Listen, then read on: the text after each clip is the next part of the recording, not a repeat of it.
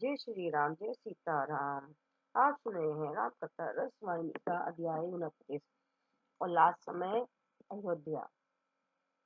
पुष्पक उड़ा और उत्तर दिशा की ओर मुड़ा। उसके ऊपर उठते ही नीचे हलचल मच गई। वानर सेना ने राम की जय हो, सीता राम और लक्ष्मण की जय हो की जय जयकार ऐसे भूमि गुंजा दी। पुष्पक में एक ऊंचा कलात्मक सिंहासन था। सीता और राम उस पर बैठ गए। विस्मेरु पर्वत पर स्थित बिजली की चमक से चकाचौंध बादलों के समान प्रतीत हो रहे थे। राम ने नीचे युद्ध स्थल की ओर सीता का ध्यान आकर्षित करते हुए कहा, यह वह स्थान है जहाँ लक्ष्मण ने मेघनाथ को पराजित कर उसका वध किया था। इसी प्रकार उन्होंने सीता को युद्ध के अन्य स्थल दिखलाए। उन्होंने सीता को वानरों द्वारा समुद्र पर निर्मित सेतु भी दिखाया तथा वानरों के पराक्रम, भक्ति और निष्ठा के विषय में बताया। वायुरथ शीघ्र ही दंडक वन पहुंच गया। राम ने अगस्त्य तथा अन्य ऋषियों के आश्रम के समक्ष रथ को उतारा।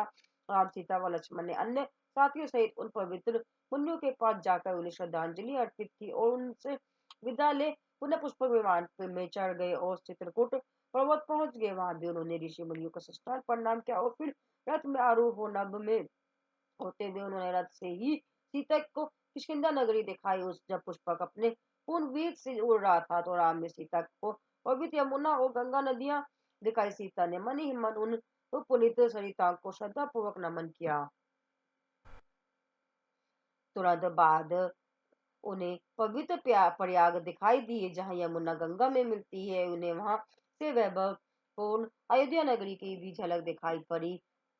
निषाद राजगुरु राम, सीता और लक्ष्मण पुनः आगमन की प्रतीक्षा में थे। उन्होंने धूल से ही आकाश में पुष्पक विमान को आते देख लिया। वह तुरंत श्रद्धापूर्वक पृथ्वी पर साष्टांग प्रणाम कर हेतु लेट गए। उसी क्षण पुष्पक वहां आकर उतरा।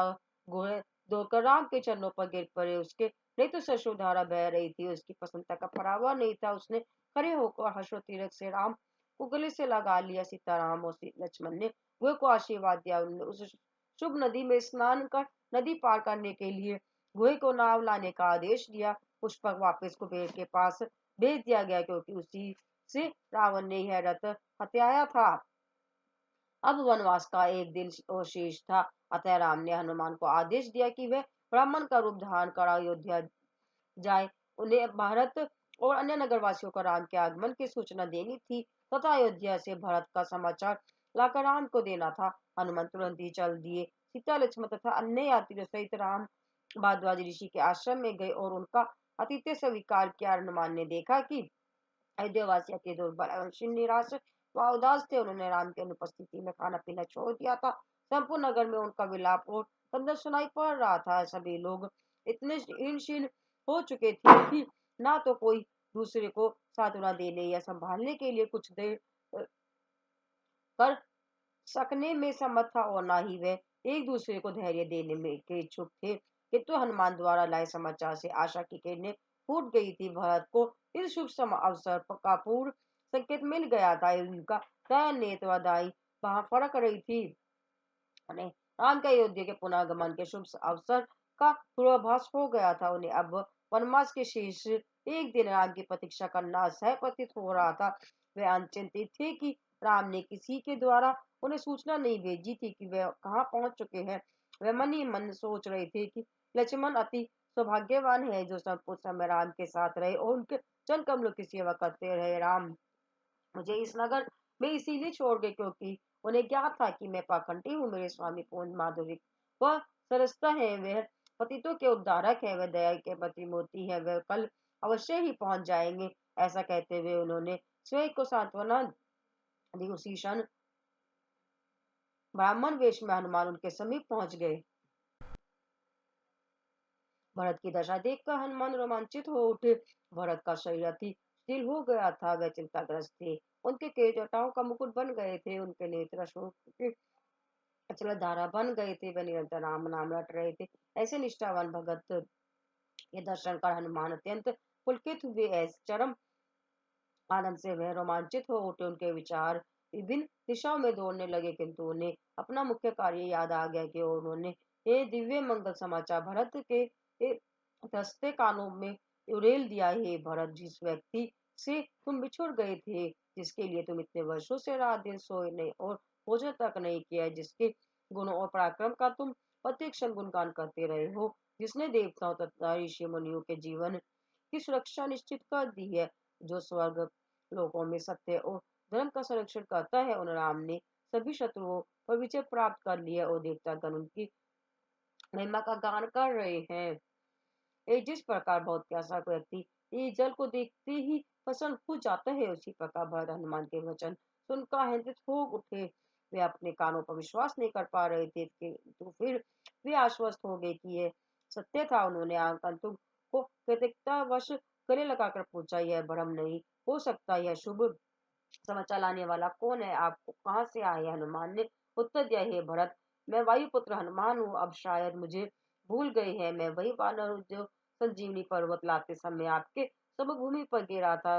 मैं राम के चरण और कमलों का सेवक हूँ। यह उत्तर सुनकर भरत अति आदर पूर्वक उठे और आनंद से अभिभूत हो गए। उन्होंने श्रद्धा पूर्वक मस्तक झुकाया, हे वानर आज तुमने मेरे दुख का अंत कर दिया है। तुम्हारे दर्शन मात्र ने ही मेरे चित्त को शांति प्रदान कर दी है। मैं कितना भाग्यवान हूँ, आज मैंने राम के दूत के दर्शन किए हैं। यही भाव वह बारंबार दोहराते रहे। फिर उन्होंने है उत्सुकता वश पूछा, क्या मेरे राम स्वस्थ वह आनंद है? मेरी सीता माता कैसी है? हनुमान, मैं तुम्हारे प्रति आभार प्रकट कैसे प्रकट करूं? मैं इसके बदले में तुम्हारे लिए क्या कर सकता हूँ? इसके प्रतिदिन दान में देने के लिए इसके तुल्य अन्य कोई मूल्यवान वस्तु मेरे पास नहीं है, तो मैं सदा आपका ऋणी रहूंगा।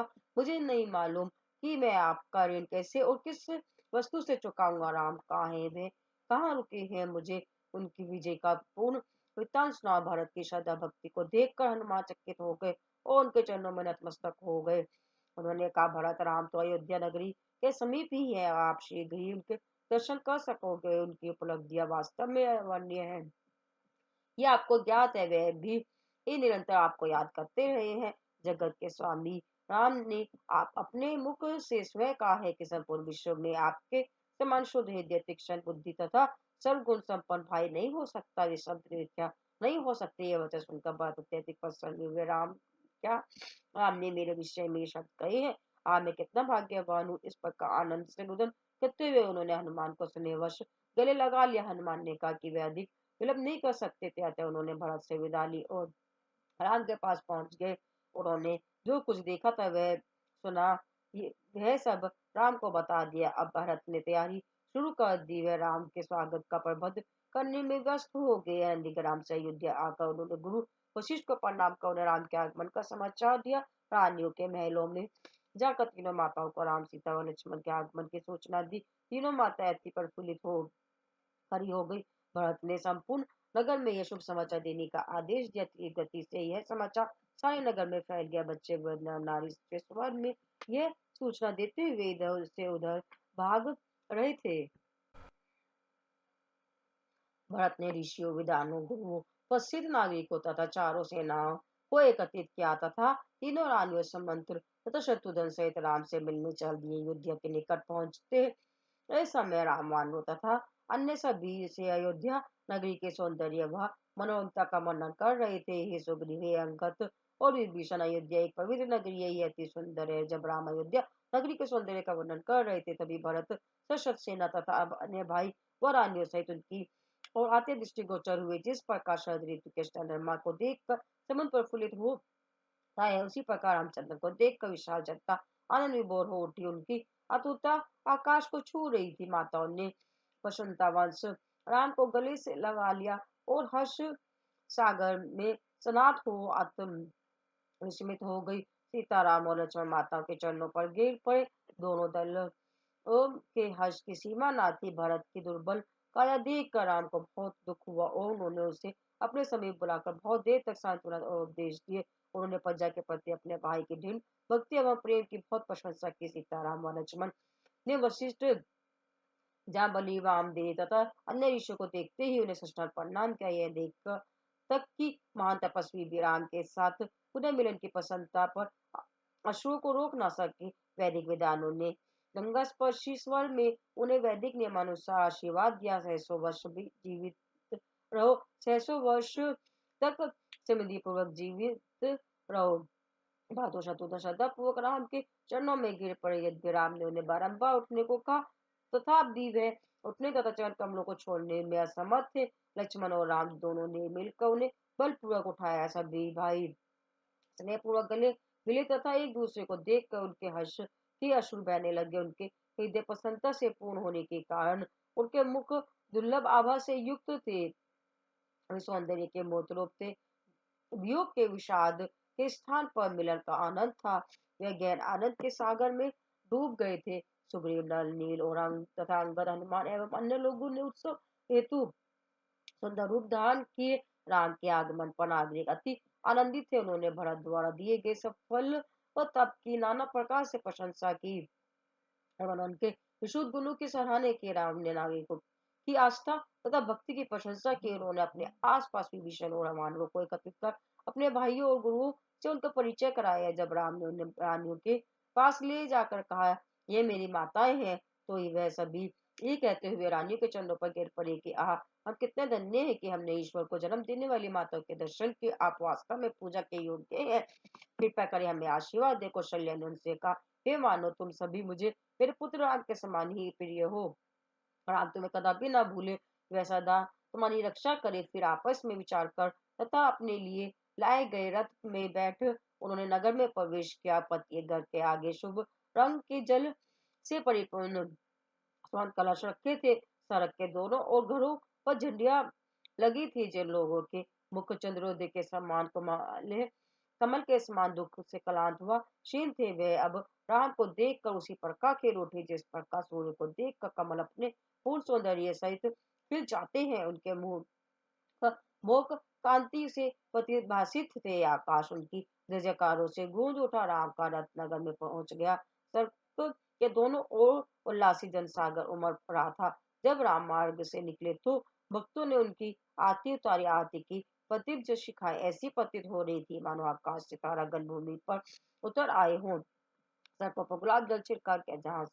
जहां से भी उनका रथ निकला, वहीं वहीं नगरवासी अपनी खिड़कियों और छतों से उनके पर पुष्प वर्षा करते। नागरिकों के हर्ष का परावा नहीं था। राम और सीता के तो तीनों भाइयों व तीनों माताओं के साथ देख पर कर सड़क के दोनों ओर एकत्रित सैकड़ों लोग को महान संतोष मिला। लोगों ने अपने सौभाग्य पर परस्पर बधाइयां दी कि वह इस शुभ अवसर पर सम्मिलित होने के लिए जीवित थे। जब राम महल में पहुंचे तो अंतःपुर की स्त्रियां, दासियां व सेवकों ने उनके चरण प्रक्षालन आदि द्वारा विधि पूर्वक उनका स्वागत किया। बोलो जय श्री राम। रामचरित वाहिनी का अध्याय 29 उल्लास में अयोध्या। बोलो जय श्री